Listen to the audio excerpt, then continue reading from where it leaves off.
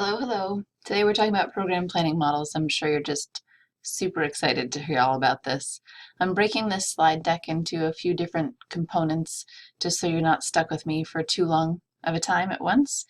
So we'll just introduce general program planning model, and then we'll get into specifics about a number of the most popular of the program planning models used currently.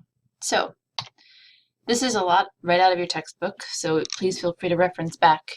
There's more detail there, and I hope to provide you more detail even than was provided to you in the textbook, and give you some live examples if at all possible. So before we jump into any specific model, the book puts forth this generalized model of program planning, because what you'll find is that in each model that we're going to walk through, and many others, there are some pretty familiar components in each one. So the generalized model really helps you think about the basic components that you should be looking for. Each model might present them using a bit of a different language, and or the order might be slightly different than what you're seeing here, but the basic components will likely stay the same, maybe with a little different emphasis on different components. So you're going to have along the side, like this one suggesting pre-planning. There's a lot that goes into prepping for doing any kind of program planning, as we've already talked about in class. So although it's along the side there, it's not actually considered part of the model. It is a precursor to any model. But you're first going to start with assessing needs, setting goals and objectives, developing interventions, implementing those interventions, and evaluation, much like the circle that was in the last deck of slides. So I just want to clarify, so we're all using the same language. Assessing needs is really just a process of collecting and analyzing data, much like we're going to do this semester. Setting goals and objectives, identifying what will be accomplished. It's amazing how simple this sounds and how easily it gets screwed up in program planning. Goals and objectives are harder to nail down. You might have a lot of needs cropping up in the needs assessment, or you might be missing some part of the context, so you're missing a bit of the boat. So your goals and objectives can get a little hairy right off the bat if you're not careful. Developing interventions, hopefully that's using some literature instead of just putting one together, but this is how the goals will actually be achieved. Obviously then implementing or putting the intervention into action, and evaluation. And it's not just evaluation in terms of effectiveness or impact of the program, but also the process of the program planning itself and the process of implementation. So it's looking at the program from start to finish as well as the outcome. So again, a forewarning that each model we're going to talk about today is, in a fancy word that I really enjoy, is tautological. It's repetitive, using the same concepts, but maybe using slightly different phrasing. So people will call the same thing by a different name, but it's still the same thing nonetheless. So just a heads up that this might seem repetitive because in fact it is. Before we even talk about the models, we need to talk about how you go about selecting a program model. There's lots of different things to consider. Again, this is all coming right out of your book, so feel free to reference back if you need more information there. But we need to think about who's at the table, so the stakeholders, program planners, and I would argue most importantly the consumers or the community members, however you want to refer to them. Certainly time and funding will play a major role in which program model you engage with. Some of them are far more labor intensive, excuse me, or involve so much community input that it makes it a bit difficult to move quickly, especially if you're on a time constraint because of monetary needs or constraints, or right, the infrastructure of the organization you're working for needs you to tick along a little faster.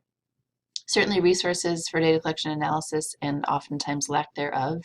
There's oftentimes an acknowledgement that there needs to be data collection analysis, but there might not be anybody there in an organization that has capacity to do so. Oftentimes, much like myself, I'm contracted by organizations to do evaluation. I try not to come too pricey, but there are others who cost quite a bit. And depending on the nature of the analysis or the elaborateness of data collection analysis, you might need an actual team as opposed to just one person doing it. Involvement of partners, not just the client's population community, but stakeholders, again, buy-in from the organization if you're pitching this. And although we don't like to name this ugly beast, the preferences of a funding agency. So if this is grant related, there will be maybe some dictation as to which model you should be using. Just things to consider. It's important to also think about your role if you are to be a program planner, so to speak.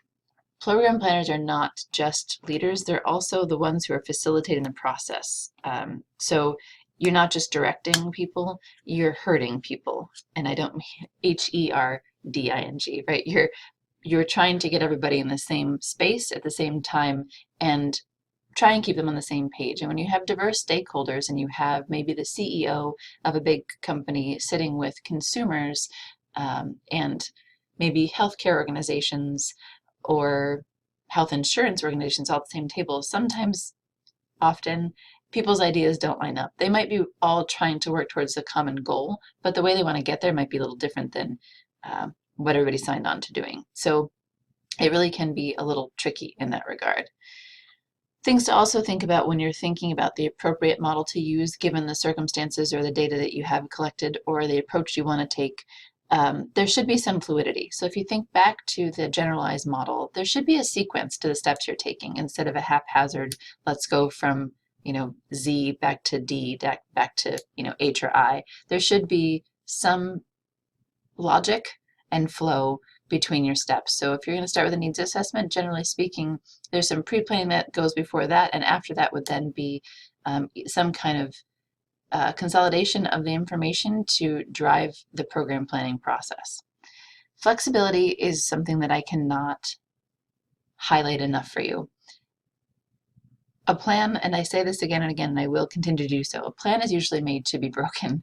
So you can go in with a program plan, but you have to be and remain agile and responsive to the stakeholders to the degree that's appropriate, right? You can't be pushed around entirely, but the needs change, the circumstances that you're working in change, funding might change, staff might change. You need to remain on your toes and to the best of your ability able to bob and weave as the plan unfolds and the intervention is implemented. Functionality, so obviously the outcome of planning and putting a program in place is to improve health conditions. Oftentimes, and although it sounds a little grim, sometimes we get caught up in just having the plan itself so we can tick a box to say, oh, look, funding source, we put this program together. And therefore the focus becomes more about reporting out than improving health outcomes. So make sure that the program plan and the program itself provides a function or is of utility to the very people you hope to serve. So there's a number of common models. We're only going to touch on this list here. There are many more. So we're going to talk about evidence-based planning, MAP-IT, Pre-Seed, Proceed, Healthy Communities, and SMART. There are a number of others that include this list here. PATCH is one that I hear some about, and SWOT as well. I don't want you to feel hemmed in by these program models. Although the first list are the most common, and these are kind of secondary in popularity, there are many others, so please don't feel like you're limited to using these program models as you either move through this course or move through the field. So I'm going to take a pause on this video so you have a little break and come back and start talking about evidence-based planning.